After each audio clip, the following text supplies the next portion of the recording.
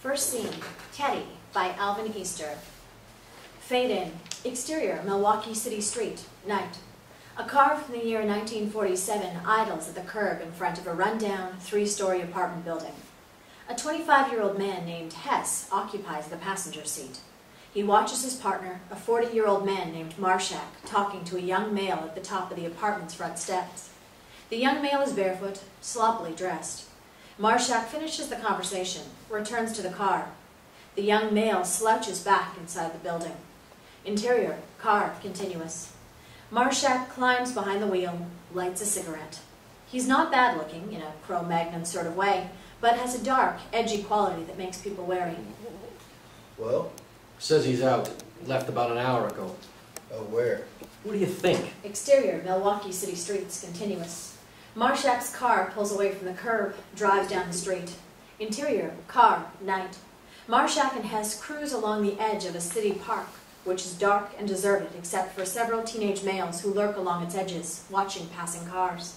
There he is. Marshak nods towards a trio of teen males gathered around a bench located some distance inside the park. He stops at the curb, honks. From out of nowhere, a young, effeminate male prostitute suddenly appears at Marshak's window, smiling. You two fellas looking for some fun? Beat it. The prostitute backs away, knowing trouble when he sees it. Marshak honks again. Come on, move your ass. One of the teen males by the bench walks slowly toward the car, looking smug, superior.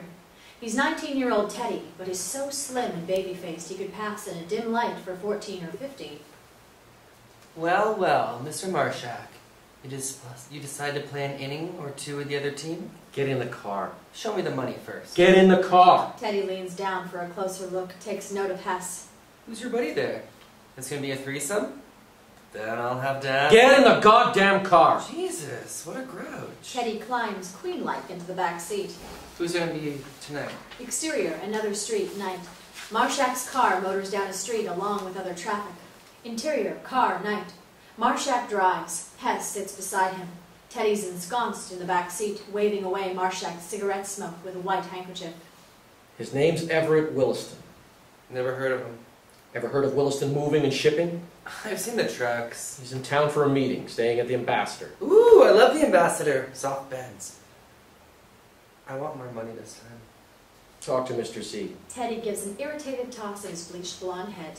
I do most of the work, you know. All you do is take your clothes off. I've done that every night of my life, and no one's ever given me a dime for it. Teddy leans forward, whispers in Marshak's ear. Maybe that's because you got so little at a show. Teddy nibbles Marshak's earlobe. Marshak continues driving, then swerves his car into an alley, knocking Teddy backwards. Exterior, alley, continuous. Marshak slams on the brakes, climbs from the car, tosses away his cigarette. He opens the backseat door. Get out. Why? This doesn't look like the Ambassador to me. Get out! Teddy doesn't move. Marshak reaches in, grabs him, pulls him roughly into the dim-lit alley, shoves him toward a wall. What's your problem? Marshak grabs Teddy's shirt, pulls him forward face to face. Getting sick and tired of this little Miss Tinkerbell act.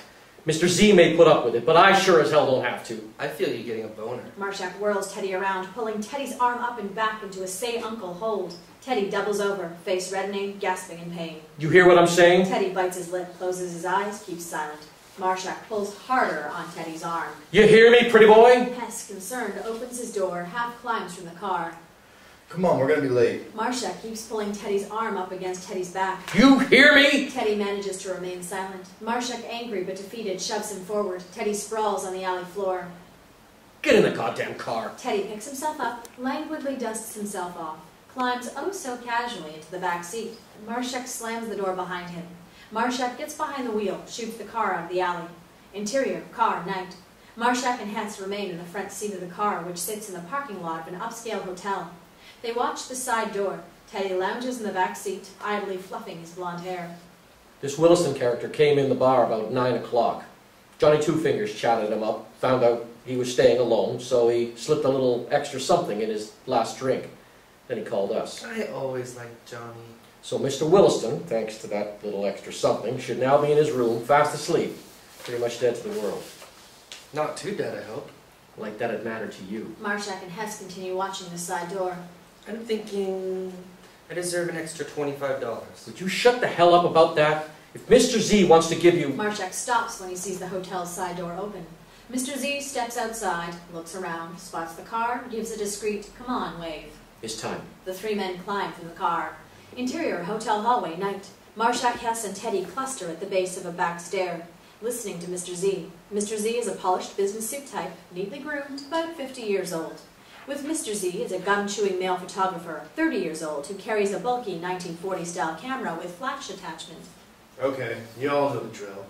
Quick in, quick out, and let me do the talking. Nods and murmured assents. Mr. Z glances down the well-appointed hallway, which stretches off towards the lobby. Here he comes. Mr. Z watches as man in the white shirt and red vest of a bartender comes down the hallway, key in hand.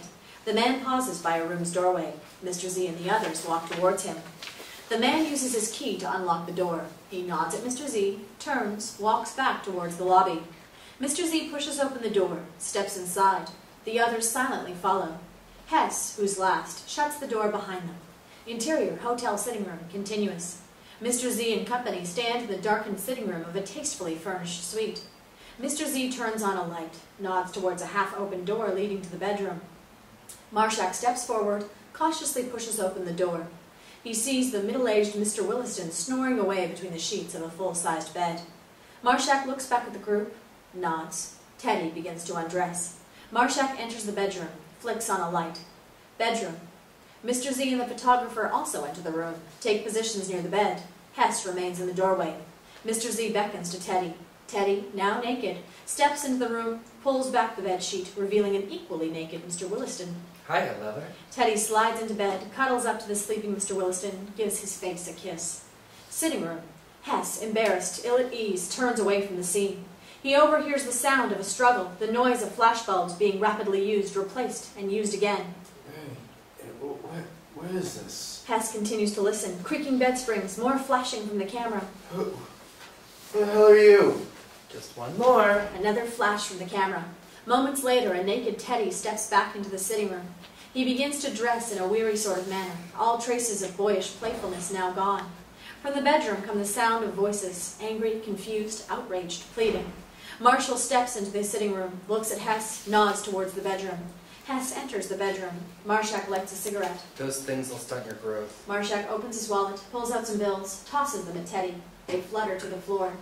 Satisfied, Marshak sits on the armrest of the sofa. Teddy finishes dressing, bends over with a flourish, picks up the bills. You only did that to make me show off my ass. Teddy tucks the bills in his pocket. How's it feel, having all those cocks shoved up inside there? Ask your mother. Marshall lunges off the armrest, slaps Teddy so hard that Teddy stumbles backwards, nearly falls just as Hess steps back into the room. Mr. Z wants you to... Hess stops when he realizes he's interrupting something. A moment of awkward silence. Marshak tosses his keys to Hess. Take Miss Tinkerbell here back to Never Never Land. Marshak brushes past Hess on his return to the bedroom. Teddy calls after him. I still want that extra money! Hess notices a trickle of blood coming from Teddy's nose. He points at his own nose. You've got something. Teddy takes out a handkerchief, dabs at his nose. Yeah, I know.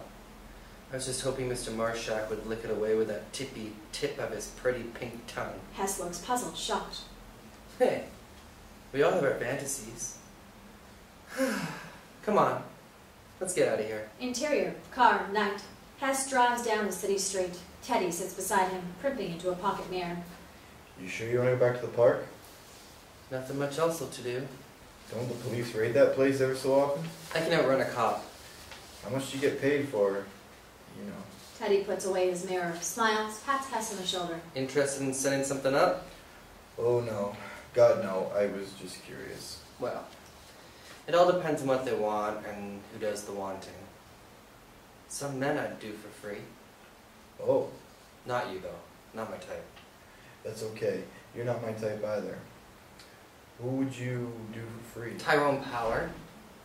I'd be on him before his clothes hit the floor. Anyone else? Thoughtful look settles on Teddy's face. There are one or two others.